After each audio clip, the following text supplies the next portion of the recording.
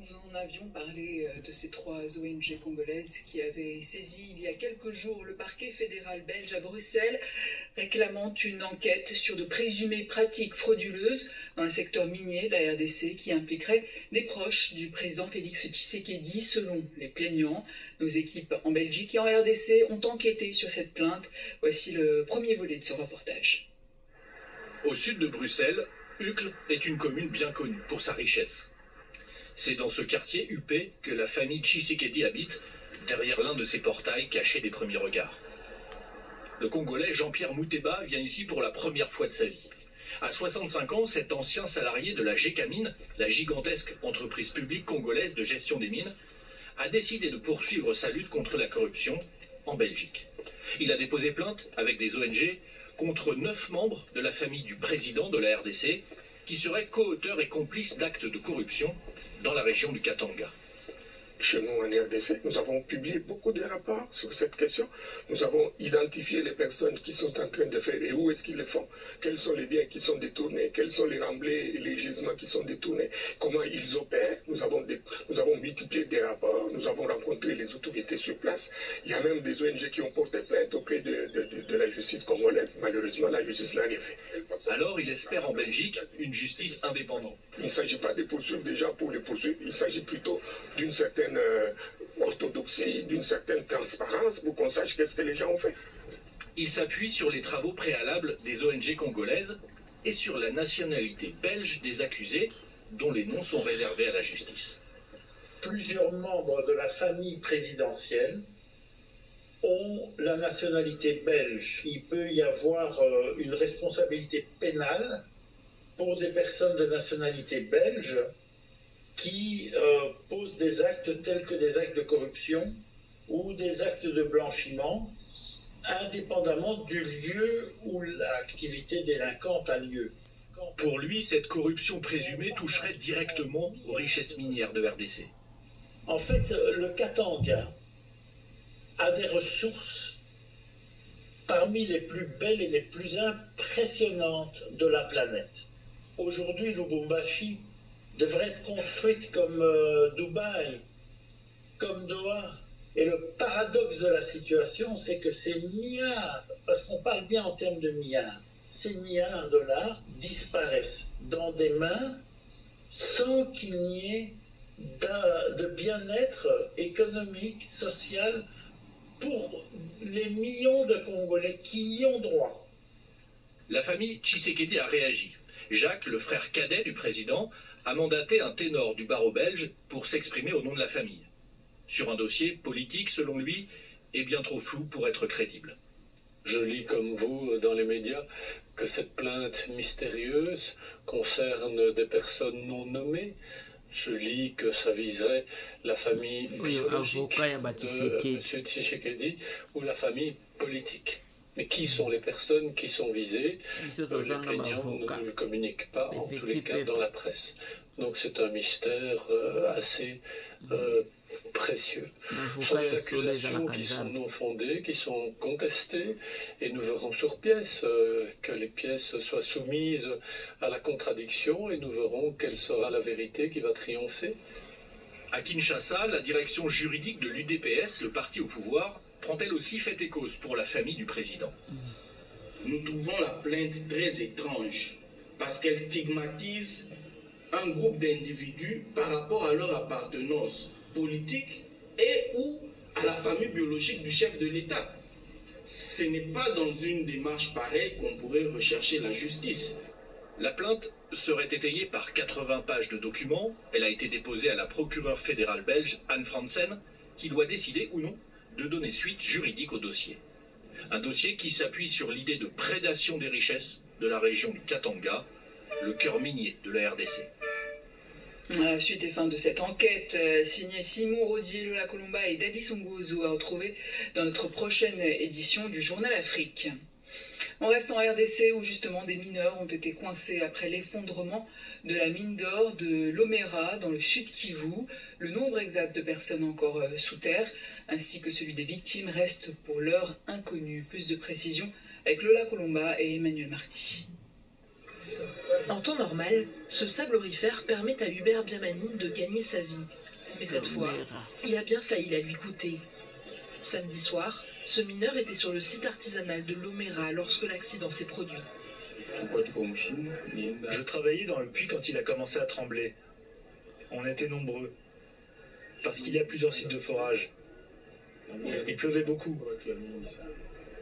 Vers 1 h du matin, le puits s'est effondré. Ceux qui se trouvaient en haut ont crié. Nous sommes passés par une ouverture qui donnait sur un autre puits. Et 4 d'entre nous ont pu sortir de cette manière, grâce à Dieu. Dans la panique, il a heurté des pierres et s'est blessé au visage. Je me suis aussi blessé au genou en tombant et ma hanche me fait encore mal.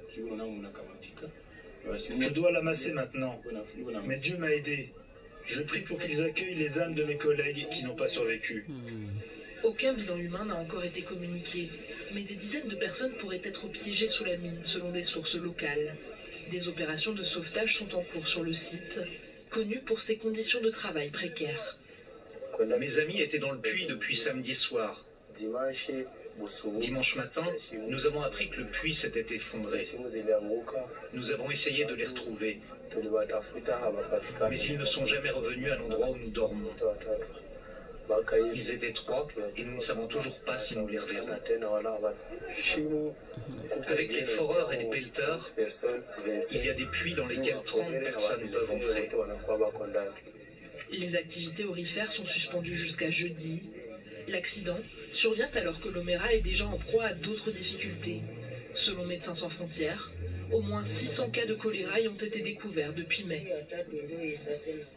Rwanda signé donc le 27 juin à Washington un accord de cessation des hostilités. Regardez cette image, on y voit une femme, une pasteur qui prie après la signature de l'accord sur cette image à côté de Donald Trump et des MAE. Qui est cette femme, Pierre, et quel est son rôle? Cette image est assez saisissante et cette pasteur c'est Paula White.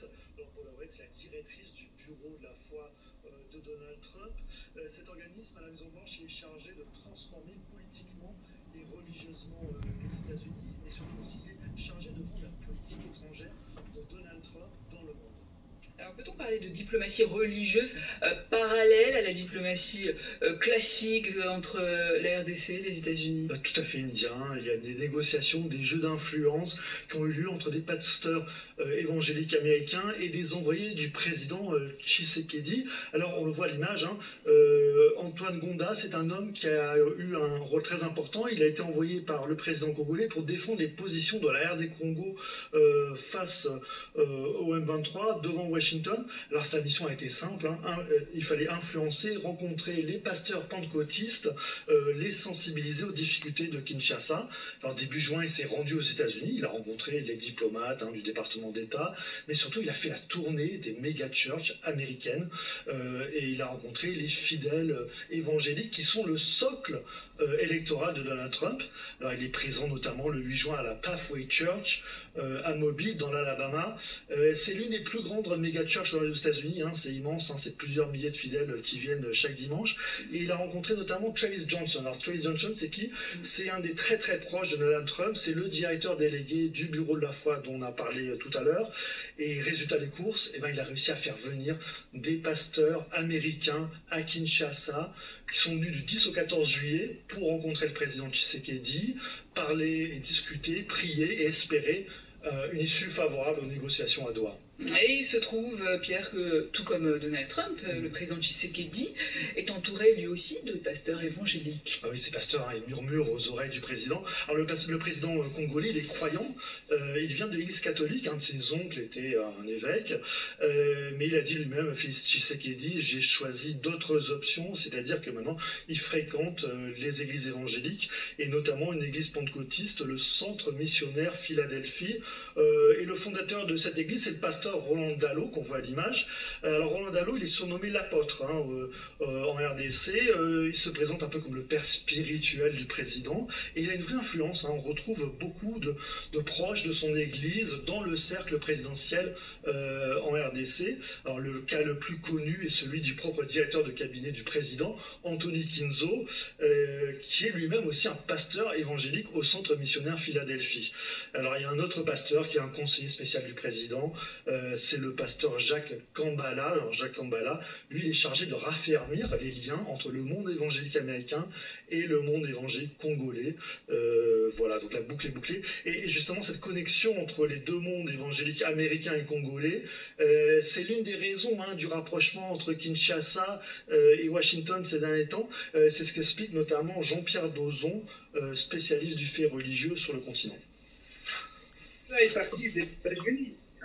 Et donc les grands pasteurs évangélistes américains, un succès bien sûr sur place aux États-Unis, mais aussi en Amérique latine, mais aussi en Afrique. Et du coup, toute une série d'Africains, et donc de Congolais aussi, et le Congo est un pays important démographiquement, plus de 100 millions d'habitants, avec beaucoup de chrétiens catholiques, mais certains fréquentant le monde évangélique aussi. Et donc, du coup, beaucoup de ces d'Africains et de Congolais sont devenus born again, pasteurs, et se sont formés aux États-Unis. Alors, une déclaration de principe a également été signée entre Kinshasa et la SF M23 à Doha.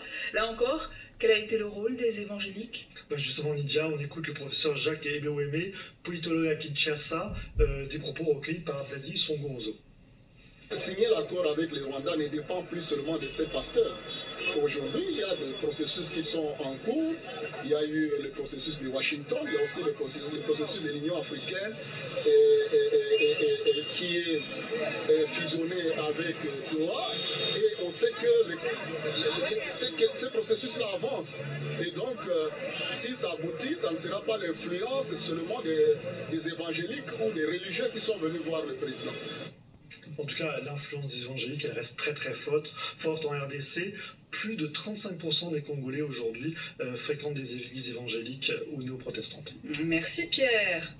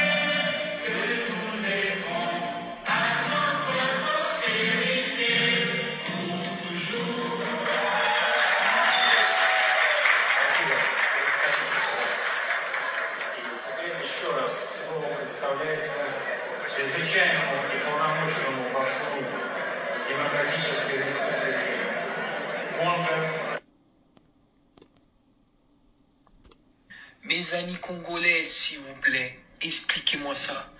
La République du Congo paye 44 millions au FC Barcelone pour afficher son slogan sur le maillot d'entraînement. Sur un maillot d'entraînement. Mais même si c'était sur un maillot officiel, maillot de match, 44 millions. Est-ce qu'il n'y a pas mieux à faire avec cet argent-là pour le Congo? Est-ce qu'il n'y a pas mieux pour développer des hôpitaux, des écoles, des routes, des infrastructures? Est-ce qu'il n'y a pas mieux à faire avec ce cas? Même moi, en tant que Français, si la France dépensait 44 millions pour afficher son slogan sur un maillot d'entraînement, je pèterais un câble. Même en tant que pays développé, je pèterais un câble. C'est de l'argent jeté par les fenêtres. Alors imagine à l'échelle du Congo, 44 millions, tu veux faire énormément de choses en Afrique. Les gars, tu peux construire... C'est... Bozoyoka. Moi, mobalo, aza étranger. Banda bandi koloba likambuya ba mayo oyo. Oyo bazo kende kozwela biso 44 millions. Apesi bino ba clé base. Est-ce bokoki kotonga banda kute bokoki kotonga makambu mususu te bokoki pe kosalela biso banzela te ba hôpitaux te ba école te bato bakoma kolia bien te mawa ata bino moko botala nano mwana mwasi oyo atongi likolo ya rai na Congo babuka to babuka te tango bakoya kobuka ata bino moko esalama vraiment na mboka nini mawa mingi vraiment ekobukama kacha wakola kujankunde kuisante mamwe bundomba kabeluka yibote byajike mabana be tulibaka makasha ikobere mwambayi shampolo kapongo wakajombo hey ujulamba makwinde patomba na shaba na kwenda kwa bifunga mweshi julamba fachi wetu julamba fachi wamba eza mudimu fachi beto eza mudimu elimo kuchila aperere honorable Augustin Kabuya ndo suguma tatu ifa nigala yewo bibi lo nazako beta mo kara mais finalement na monike eleki et oezo sale masikoyo et komi na dimension mususu kindoki alors na décider lelo to lobela mo mamoki mais avant na lobela to zonga na likambo na kana kina laksa bino lelo. Vous savez avec moi que depuis un certain temps to monaki ministère ya sport ba signé contrat ya sponsoring na AS Monaco na AC Milan ba uti ko signer lisusu contrat na Barcelone. Contrat le bosso ba signé ki na AS Monaco combien 14 400 000 dollars en 3 ans.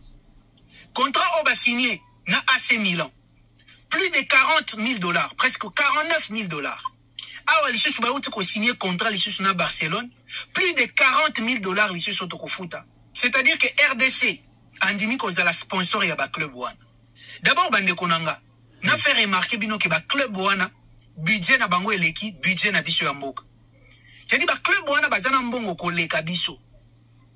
Mais biso tondimi to za la ba sponsor na bango. Pona nini bako makana mayo na bango visite RDC. Voilà makambo gouvernement na biso a décidé à ça là. Et pendant ce temps, biso ba congolais tozo kufanzala. Dollar bande mata ekitakate. Mai tozalaka nango susuté. Courant tozalaka nango susuté. Ba conditions de vie difficiles. Biso moko anakata RDC. Équipe nationale na biso ba soutenaka ngote. Ba stade na biso insalubrité tondi so boké na stade des martyrs ba toilette salité. Ba infrastructure sportive tozana ngote.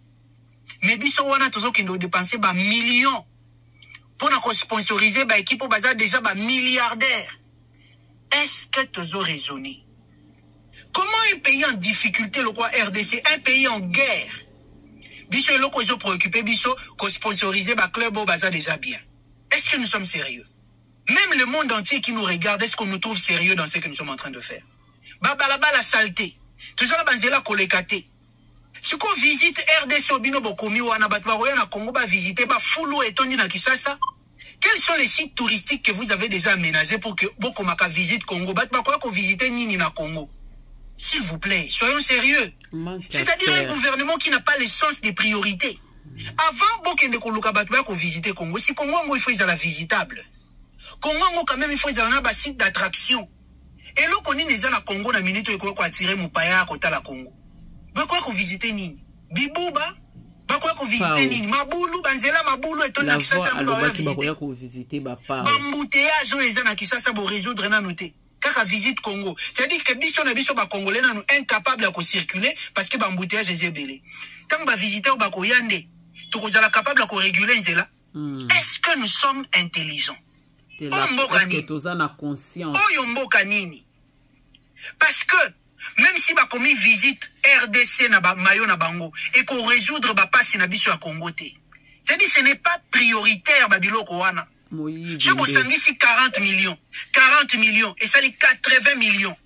Bobaki ici 14 millions. Donc nous sommes à près de 100 millions dépensés.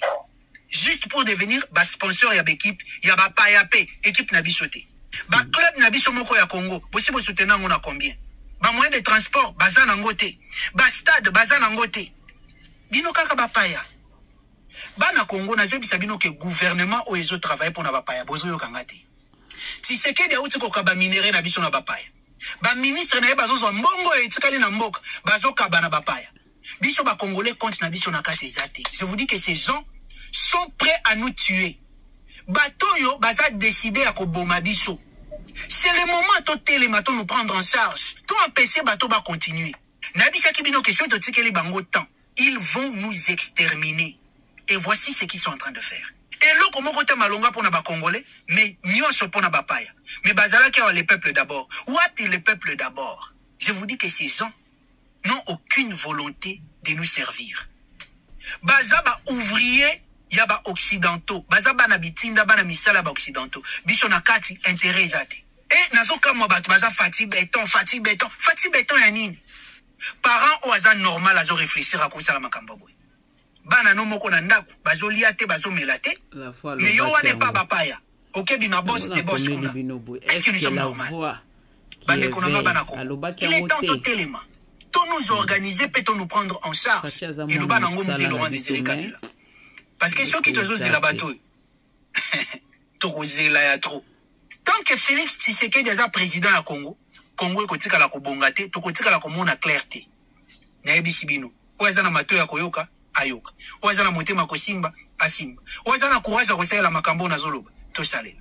Il est encore grand. Biso to chaka kaka.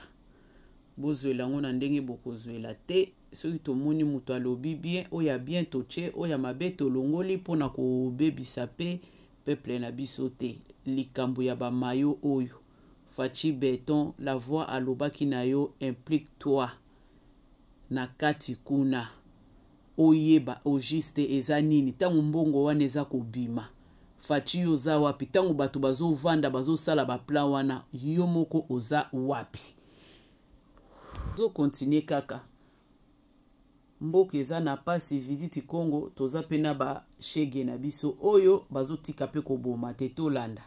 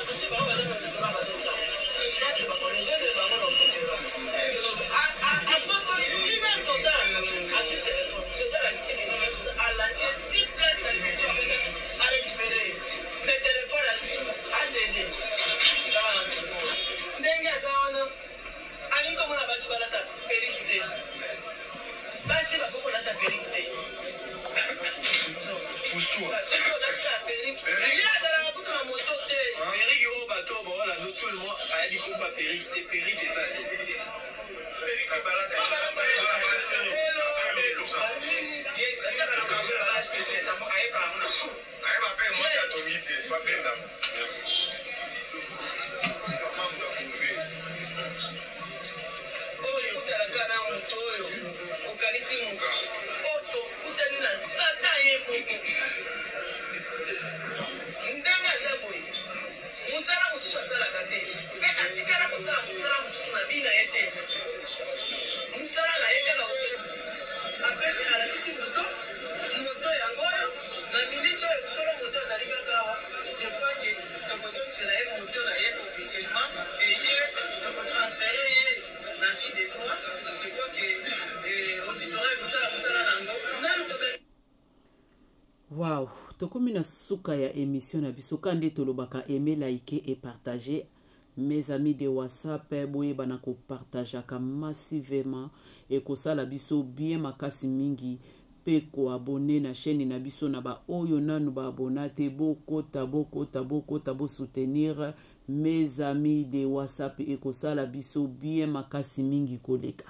Ngai na bino tokomi na suka ya émission na biso na lakisi bino likambo ya babia papa na biso wana oya vandi na Bruxelles ndenge afundi famille Tshisekedi 9 oyo ba azolinga ye baba vérité à partir ya makambo oyo ye concernant afundi bango tokolandango eza na ebandeli topesi mbote na la voix oza wapi tomoni awa Bruxelles eza ya koyinda la voix toza na posa na yo ka ndenge tolobaka aimer, liker et partager.